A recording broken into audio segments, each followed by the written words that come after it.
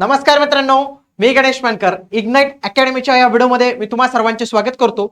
सरळ सेवा भरतीची एक नवीन जाहिरात आणि त्याच्यामध्ये एक महत्त्वाचं पद आलेले ते म्हणजे प्रयोगशाळा परिचर.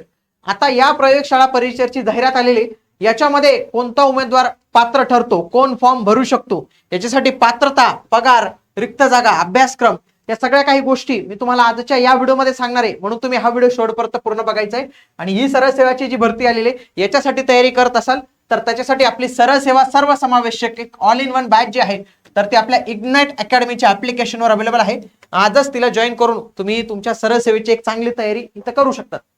बघा, ही जी जाहिरात आलेली आहे ही महाराष्ट्र पशु आणि मत्स्य विज्ञान विद्यापीठ यांच्याकडून 27/2/2026 ला आलेल्या जाहिरातीतील हे महत्त्वाचं पद आहे. लक्षात घ्या, हे म्हणजे तुमची ड्युटी कुठं असणार आहे लक्षात घ्या. तर या विद्यापीठात तुमची ड्युटी असणार आहे प्रयोगशाळा परिचर म्हणून. लक्षात घ्या, प्रयोगशाळा परिचर म्हणून एकाच ठिकाणी ड्युटी असणार आहे. बाकी काही जास्त बदलीचं टेन्शन नाही तुम्हाला. अर्ज हे 28 फेब्रुवारी पासून सुरू झालेले आणि 20 मार्च ही त्याची लास्ट डेट असणार आहे. काय, 20 मार्च ही त्याची लास्ट डेट जी आहे तर ती इथं असणार आहे. लक्षात घ्या. बघा, प्रयोगशाळा परिचर ज्याला म्हणतो लॅबोरेटरी अटेंडंट, याला एस6 ची वेतन श्रेणी म्हणजे जवळपास लिपिक सारखा पगार आहे. 19,900 63,200. किती जागा आहेत? 41 जागा आहेत. लक्षात घ्या, 41 जागा आहेत. आणि या जाहिरातीमध्ये या थोड्या चांगल्या जागा पाहायला मिळतात आपल्याला 41. आणि विद्यापीठामध्ये म्हणजे ताणच नाही.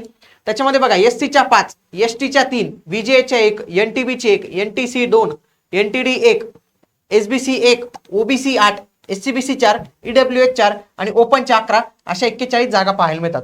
पुन्हा हे महिला, सर्वसाधारण, प्रकल्पग्रस्त, भूकंपग्रस्त, अंशकालीन ही सगळं पाहायला मिळतात.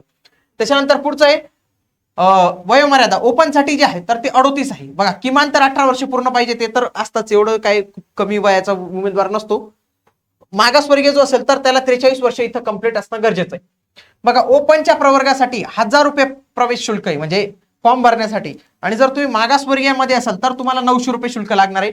माजी सैनिकांना कुठलंही परीक्षा शुल्क इथं लागत नाही, हे लक्षात घ्या.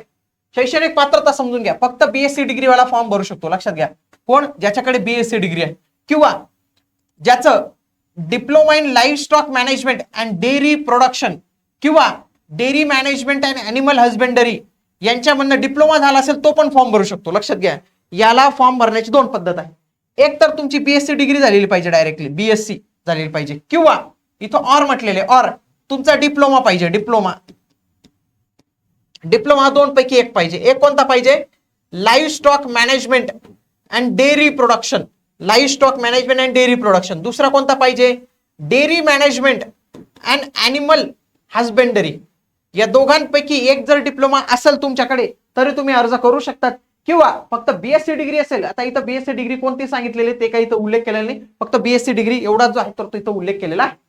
परीक्षा पॅटर्न मध्ये याच्यामध्ये 60 आणि 40चा पॅटर्न असणार आहे. 60 तुमचं नॉन टेक्निकल भाग असणार आहे, नॉन टेक्निकल भाग.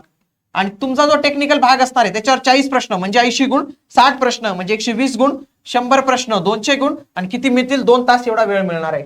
लक्षात घ्या, हा 2 तास वेळ सरसकट नसून हा ग्रुप वाईज टायमिंग मध्ये मिळणार आहे. इथं तुम्हाला ग्रुप वाईज सेक्शन असतील. बघा, group A, B, C, D, E. याच्यामध्ये लक्षात घ्या, टेक्निकलच्या प्रत्येक ग्रुपमध्ये 8 8 8 8 8 असे प्रश्न विचारले जातील. प्रत्येक ग्रुपमध्ये मराठीचे 3 3 3, याचे 3 3 3 3 असे 20 प्रश्न. प्रत्येक ग्रुप हा 24 मिनिटाचा असेल. म्हणजे 24 मिनिटं झाले तर ऑटोमॅटिक ग्रुप बी मध्ये जाणार, ऑटोमॅटिक ग्रुप सी मध्ये जाणार, ऑटोमॅटिक ग्रुप डी मध्ये आणि ई मध्ये. परीक्षाचा पूर्ण अभ्यासक्रम त्यांनी दिलेला. बघा, मराठीचा अभ्यासक्रम आणि इंग्रजीचा अभ्यासक्रम हा 10वी लेवलचा असणार आहे. ज्याच्यामध्ये बघा, शब्दसंग्रह, वाक्यरचना, व्याकरण, म्हणी व वाक्यप्रचार, उतार्यावरील प्रश्न. त्याच्यानंतर बघा, इंग्लिशमध्ये काय? General vocabulary, sentence structure, grammar, idiom and phrases आणि कॉम्प्रिहेन्शन हा सोपा पार्ट आहे. जीके मध्ये काय काय दिलेलं? बघा, इतिहास दिलेला. पण इतिहास कोणता? आधुनिक भारताचा इतिहास, महाराष्ट्र आणि भारताचा भूगोल, अर्थव्यवस्था हा पॉलिटीचा भाग आहे तुमचा. त्याच्यानंतर समाज सुधारक, चालू घडामोडी, भारताचे शेजारील राष्ट्रांशी संबंध, कृषी, पशुसंवर्धन आणि ग्रामीण विकास हा एक महत्वाचा भाग दिलेला आहे.